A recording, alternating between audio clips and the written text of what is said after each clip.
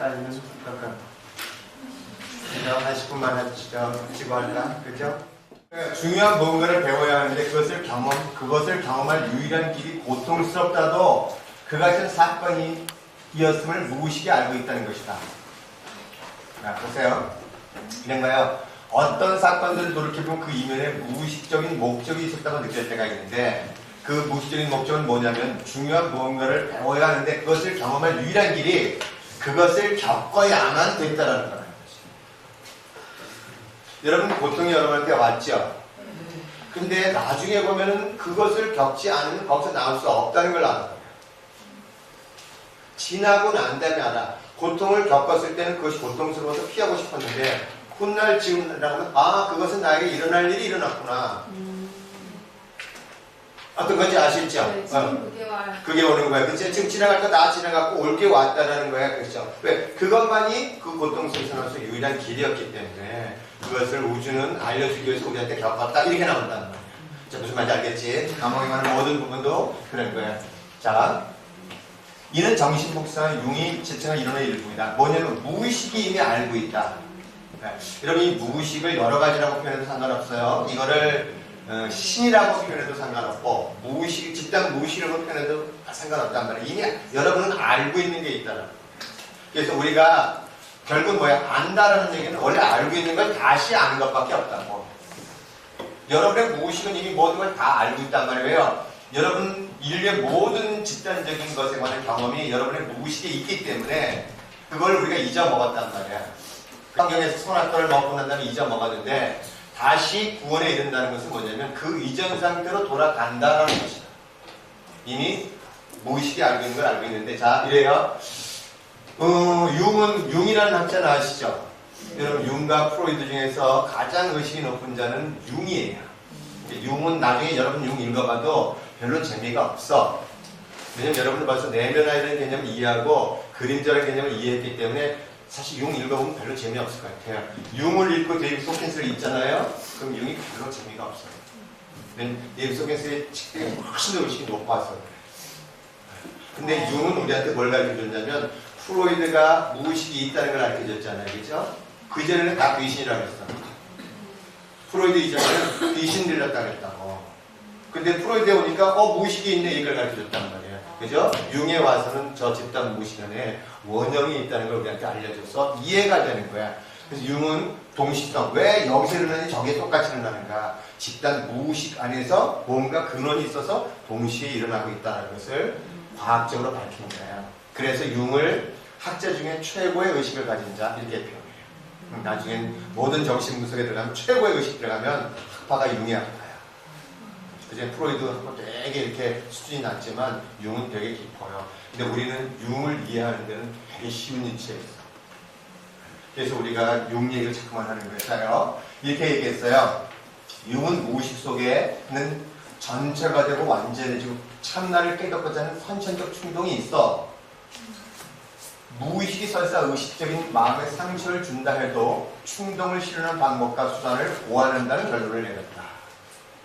네. 무슨 얘기냐면 의식에서는 고통에 들어가고 싶지 않지만 무의식은 그 고통을 겪어야만 해결된다는 걸 알게 되면 무의식은 일상의 설계를 그것을 겪는 것으로 설계를 해나간다 이런 뜻인 거예요. 그래서 무의식과 의식을 따질 때 무의식은 빙산의 굉장히 큰 부분들이 무의식이야. 의식은 그 위에 조금 삐끗이 있어요. 그죠? 여러분 무의식이 있다는 건 아시죠? 운전을 할 때 내가 페달을 밟아야 돼 말아야 돼 의식으로 하면서 밟아 아니면 그냥 있으면 밟지. 그죠? 이렇게 밟잖아요. 그죠? 이미 나도 모르게 이미 그것들이 이렇게 행해지는 거 자체가 있단 말이에요. 그죠? 근데 그 안에는 인류의 모든 보고와 보고뿐만 아니라 인류의 가장 어리석음도 무의식 안에 이미 다 들어있다는 뜻입니다. 자, 나만 가지고 있어요? 여러분은 안 가지고 있어요? 여러분도 가지고 있고 나도 가지고 있고. 그래서 우리는 궁극에서는 이 대화를 나눌 수 있는 거야. 내가 사랑을 얘기할 때 여러분이 사랑에 관한 것 안에 자신이 갖고 있는 것이 없다면 대화 자체가 통하지 않는 거예요. 자, 그래요. 또한 융에는 무의식 속에는 우리가 지닌 어떤 측면이 존재하는데 이를 그림자라고 한다. 그림자는 자신에 대한 생각과 감정, 개념을 억압한 것들의 일체로서 스스로 직면하고 싶지 않은 것이다. 스스로 대면하고 싶지 않은 것이다. 위기의 이점은 위기 덕에 종종 자신의 그림자를 익힌다는 것이다. 익힌다는 단어 좀 어렵죠? 그러니까 위기 덕분에 자신의 그림자가 있음을 알게 된다는 뜻입니다. 그것이 나를 내 생을 지배해왔고 그것이 전 인생에 관해서 영향을 미치고 있다는 걸 알게 된다는 뜻인 거예요. 자, 이게 무슨 얘기냐면 엄마가 18개월 때 나를 버렸단 말이에요. 난 몰랐어. 나를 몰랐단 말이에요. 근데 18개월에 버림받는 것은 내가 버림받다는 인식이 너무 고통스러우니까 무의식에 놓아버렸단 말이에요. 그래서 내가 인생을 살면서 18개월은 싫어 소리도 못 하잖아. 그죠? 그래서 뭘 하냐면 사업 안에서 이 싫어 소리를 배울 기회를 준 거야. 그러니까 보증서 그러면 나도 모르게 안 쓰면 안 돼 이러고 있다가 섰단 말이야. 그러다 뭐가 왔어요? 망할 일이 왔다고. 망할 일. 그래서 내가 하나 확실히 깨달은 게 있어. 보증서다 망한다. 확실히 깨달았어. 내가 싫어 소리를 못했기 때문에 내 인생이 18개월의 그림자가 된 것이 내 인생에서 망한 데 10년, 회복한 데 10년, 20년의 세월을 그냥 통째로 거기 모든 일을 다 쓰게끔 만들었구나 이렇게 아는 거예요. 그래서 엄마가 풍미한테 그렇게 보증 쓰지 말라고 가르친 거예요. 그러다 보니까 너 이게 주머니에 있는 돈도 안 보여줘. 어떻든 간에 나는 뭘 배웠어요? 내 사업을 망한 것 덕분에 기본적으로 18개월에 왜 나는 그렇게 끊임없이 보증을 서야 되는가? 나는 왜 그렇게 밥을 3억씩 사야 되는가? 나는 왜 그죠? 이렇게 모든 사람한테 좋은 사람이 돼야 되는가?에 관한 부분을 알게 되는. 망하지 않았다면 계속 좋은 사람으로 남아서 계속 얼굴이 이렇게 좋은 사람 이렇게 하고 다녔을 거 아니에요, 그죠? 덕분에 나는 그거는 알았다는 뜻입니다. 자, 그렇다고 망하는데 가는 얘기는 아니었어요. 계속 지금 하는 말이에요. 미리 알면 좋잖아, 내가. 그죠? 이런 걸 통해서. 자, 위기의 이점 덕분에 위기들이 종종 자신의 그림자를 안다는 것이다. 또한 위기 덕분에 우리는 보다 인간미 있고 폭넓은 사람이 되어 자신이 모든 인간과 공유하는 점도 깨닫는다. 테레사 수녀가 얼마나 위기 속에서 그 하나님과 싸움 속에서 얼마나 사랑에 대한 갈망이 컸겠냐. 그림자, 자 이렇게 들어가는 거예요. 자, 근데 그림자는 모든 것은 내 안에도 똑같이 있다. 따라서 이런 면을 의식적으로 지각해 인정하고 항복하면 더 이상 무의식적으로 휘둘리지 않는다. 일단 그림자를 인정하면, 여러분 이거 어렵죠? 그림자 자신한테 있어요, 없어요? 있어요. 근데 인정이 어려워. 우리 엄마가 나를 버릴 리가 있겠어? 이게 부정이야. 그죠? 근데 우리 엄마가 버릴 리가 있어. 그러면 엄마가 했던 모든 행동에서 나한테 온 것이 해석이 안 돼. 그럼 어떻게 해요? 우리 엄마가 나를 버렸구나. 그래서 나도 나를 버렸구나를 인정해버리면. 인정해버리면 그림자가 더 이상 무의식에 숨어있을 이유가 없다고. 왜? 그림자라는 것은 내가 도저히 받아들일 수 없는 거기 때문에 숨어있는 거잖아. 그래, 내가 받아들이면 뭐가 되거든? 숨어있을 이유가 없잖아. 그래요? 숨어있지 않는데 선택이, 그럼 숨어있지 않으면 선택이 가능해, 안 가능해? 가능한 거예요. 물론 숨어있는 걸 인정할 때 나오는 감정이 있어서 그 감정을 대변하고 싶지 않았던 거죠. 봐요. 일단 그림자를 인정하면 그림자는 힘을 잃는다. 그죠? 단지 내게 어떤 금리된 충동과 생각, 감정이 있음을 알아보기만 하면 된다. 그리고 나면 그런 것들은 그래서 뭐 하면 다룰 수 있게 된다. 왜? 그래서 뭐 어쩌라고? 아셨죠? 그래, 뭐 어쩌라고? 난 머리 뻗었어. 뭐 어쩌라고? 뭘 수치스러워해? 그래. 그래, 뭐 수치스러운 거 있어. 무슨 죄가 있어? 더 이상 나한테 감정이 남아있지 않으면 그것이 일어난 일로서 일어난 것 뿐이지 그것이 나한테 무슨 죄책감을 주겠어? 나는 뭘 선택할 수 있어요? 감옥에 가는 일을 선택할 수도 있고 안 할 수도 있다. 내가 여러분들을 위해서 목숨을 버려야 될 상황이 온다면 목숨을 버릴 수 있는 선택을 하겠다라는 거야. 네? 그렇지 않아요? 여러분은 어떤 경우에도 고귀하고 장엄하단 말이에요. 선택할 수 있는 존재로서. 그걸 인정을 안 하니까 과거가 계속 영향을 미친다는 거예요. 우리 그런 아버지를 뒀어. 이렇게 또 뭐 어쩌고 나오잖아요. 그죠? 우리 아버지도 그냥 바람 피웠어요. 그래서 뭐 어쩌란 말이에요. 자, 보세요. 이렇게 돼야 삶의 위기를 통과하면 우리는 우리보다 인간미가 있고 우리는 보다 인간미가 있고 인정받는 사람이 될 수 있는데 타인과 자신과 타인을 받아들이고 이해를 하게 된다. 더 이상 타인이나 자신을 비난하는 일에 빠질 이유가 없어진다. 감정적 위기를 해결하다 보면 보다 큰 지혜를 얻게 되며 그 지혜는 평생 이익이 된다. 삶을 겁내는 것은 감정을 겁내는 것이다. 이거 이해가 되죠?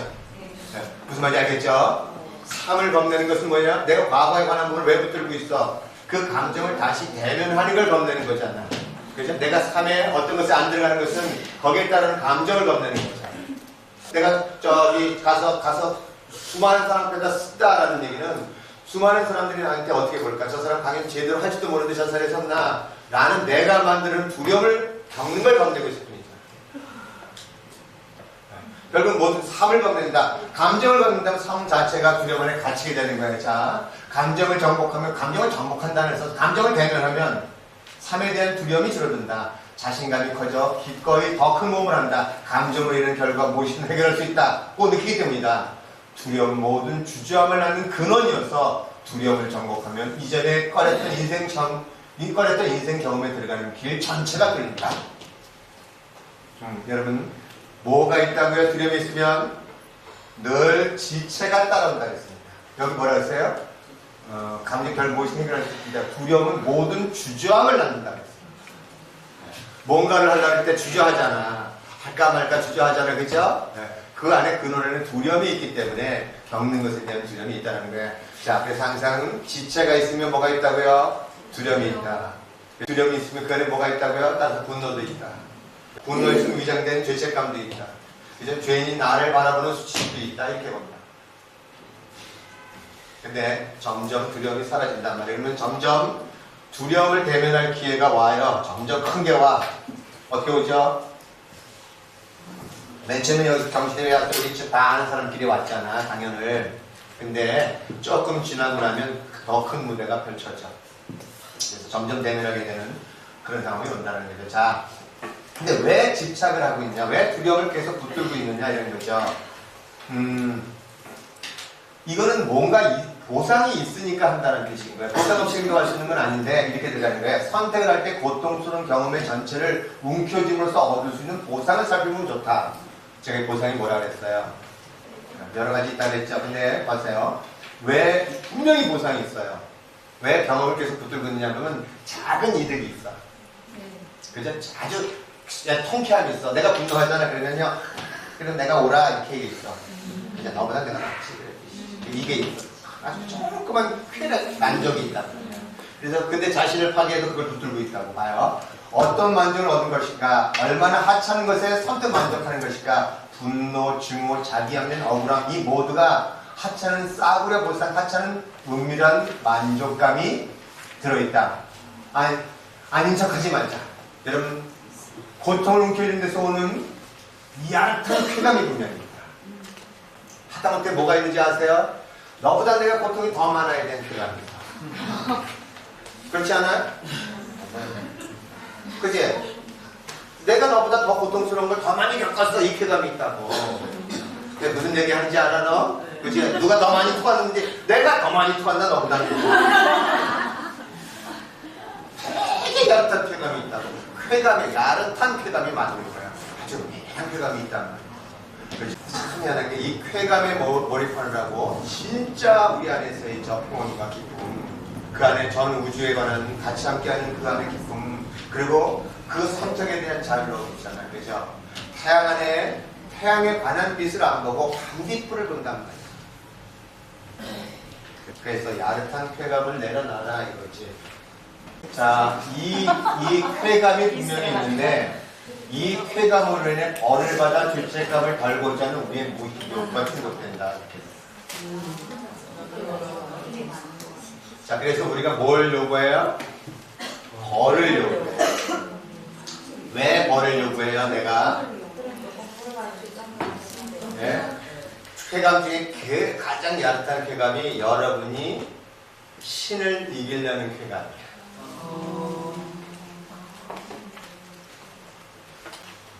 죄책감에 슬고자 하는 그 쾌감은 내가 신조차도 이길 잘하는 쾌감이에요. 말이 어렵지. 네. 내가 만들어 놓은 허상을 실질보다 위에 두고 싶은 마음이야. 자, 내가 신이 사랑이라면 나는 사랑에 관한 부분을 내가 이기려 한다는 것 자체가 거짓을 믿고 있다. 그래 봐봐. 내가 신에 대해서 반대편에 서 있단 말이야. 내가 죄인이라고 믿는다면 나의 신에 대한 정체성에 관한 부분을 전면으로 부정해야 돼. 누가 신보다 더 위대한 존재가 돼? 내가. 근데 마음속에서는 이것이 거짓인지 알아. 그래서 뭘 두려워하냐면 죄책감을 가진 자는 신의 속성을 가진 모든 건 두려워해. 사랑을 두려워해. 그래서 파괴로 가게 되는데 이 파괴의 힘이 더 강해 이러고 있다는 거예요. 근데 마음속에서는 알아요. 신은 전부인데, 사랑 전부인데, 그래서 내가 아무리 부정해도 실제가 사라지지 않잖아.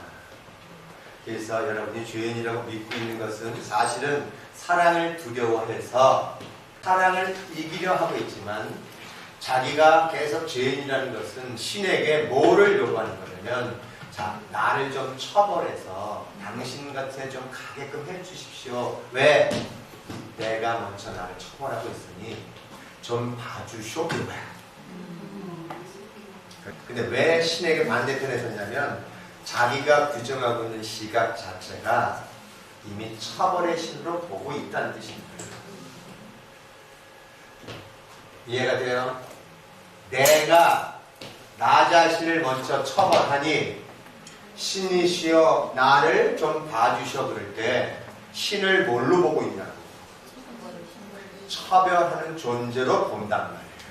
신에게는 애초에 처벌이라는 개념조차도 없는데 신에게는 용서라는 개념조차도 없는데 이미 내가 신을 처벌한 존재로 무식에 보고 있으면서 내가 나를 이미 처벌해 버림으로써 내가 신에게 구원을 요청하고 있는가 동시에 내가 우상에 관한 거짓을 믿고 있는 그 상을 더 신보다 진실하게 믿고 있단 말이에요. 내 마음이 거짓의 힘을 더 많이 부여해서 신의 속성 자체를 없애려 하지만 아무리 없애려 해도 신의 속성이 사라지지는 않아. 그죠? 따라서 죄인의 개념을 가진 사람은 어떤 사람이라고요? 신과 권능의 다툼을 하고 있는 자인 거야. 자, 하나 더 인식에 관한 문제인 거야. 여러분이 신의 속성을 가지고 있어요? 없어요? 신은 여러분을 처벌해야 안 해요? 신의 심판은요, 신의 심판은 궁극에 가면 이 심판밖에는 없어. 여러분의 신의 사람이 되는 과정 자체가 신고합니다. 인류는 항상 어디로 간다고요? 궁극에 가서는 신의 사랑의 그 의식에 도달할 때가 최후의 심판입니다. 그럼 이거 죄는 죄책감을 덜고자 한다는 것은 자기를 처벌한, 그러면 처벌한다고 죄책감이 사라져요? 안 사라져요. 이거는요, 나 아무리 처벌해봤자야, 나 처벌하는 거에 대해 쾌감만 있는 거지. 근데 언제 사라져요? 그래서 속죄와 회개 개념이 좀 달라. 속죄는 애초에 죄가 존재하지 않음에 관한 이해야. 회개는 나는 죄인인데 당신 나 좀 잘 봐주셔 이렇게 해가지고 용서를 구해는 것이 회개하는 평온이 오지 않아. 뭐에 대한 부분이 온다면 그거는 속죄. 자, 얼마 동안 괴로움을 기로하고 싶은가, 그죠? 자, 내면의 부정적 감정에 매달리고 싶어하는 것은 우리의 왜소함이다. 우리가 아니라는 거야. 네? 어떤 거라고요? 왜소함은 심술 굽고 옹졸하며 이기적이고 경쟁심 많고 인색하며 음해하기 좋아하고 의심 많고 양심을 잘 굽고 비판을 잘하며 네, 그런 것들은 우리가 아니란 뜻인 거예요. 네? 우리가 아니면 뭐예요? 우리 안에 만들어놓은 프로그램을 꾸는다는 뜻입니다. 뒤에서 가만히 있는 자와 앞에서 춤추는 자가 있어. 그 춤추는 자를 우리는 사회 안에서 여러 가지 관한 것들을 배우게 돼 있어. 그죠? 여러분 시간이라는 것 자체도 우리가 배웠어. 시계를 통해서. 원시 상태 들어오면 시간이 알아요? 몰라요 시간. 그래서 원시인들은요 개념이 하나 둘 셋 이상 많다야. 넷이라는 개념이 없어. 사람들이 넷이라는 거 있어 이렇게 얘기해 주지 않잖아. 그러면 몰라. 시간과 공간도 잘 몰라 사실. 여러분 우주의 한 점에 있을 때 여러분 시간을 알아요? 공간을 알아요? 알게 뭐예요? 그죠? 그래서 결국은 시간과 공간도 프로그램일 수밖에 없는데 우리는 앞에 받은 프로그램을 동일시하고 왜소하고 작은 것들, 질투하고 그 모든 것들을 말하고 누가? 야 이 바보야 이렇게. 그죠? 야 이 멍청아 이렇게.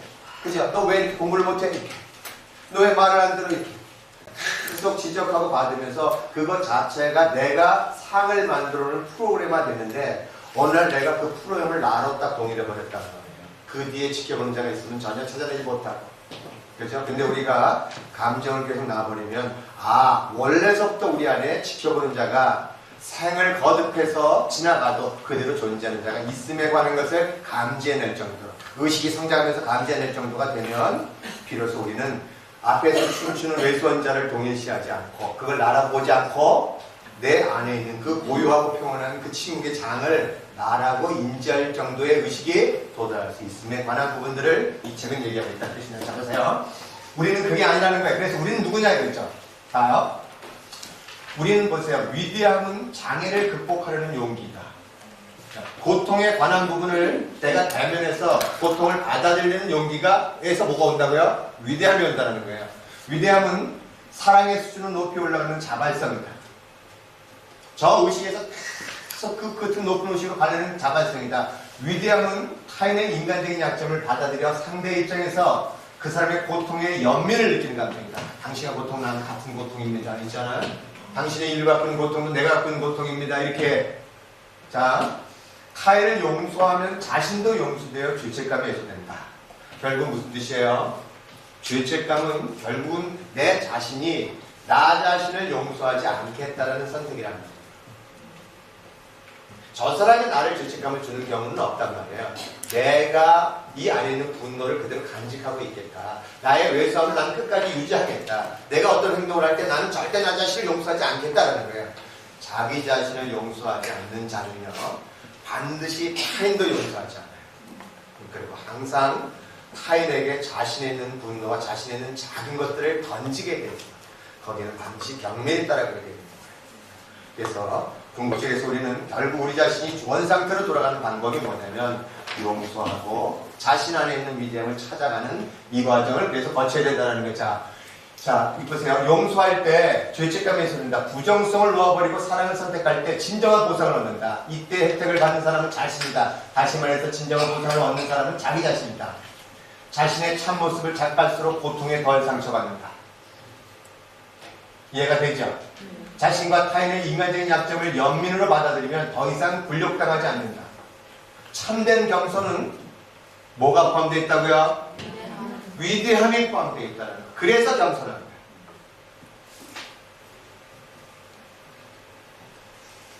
자신이 위대하기 때문에 겸손하다는 거예요. 참된 위대함, 참된 겸손은 자신의 위대함 안에 머물 때만 참된 겸손이 나온다.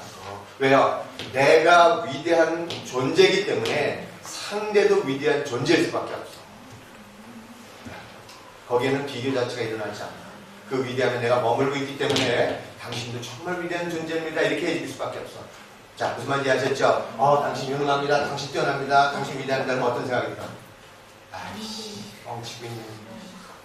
그치? 내가 너 위대하다. 넌 정말 사는 그 자체야. 그런 어떤 생각이 들어?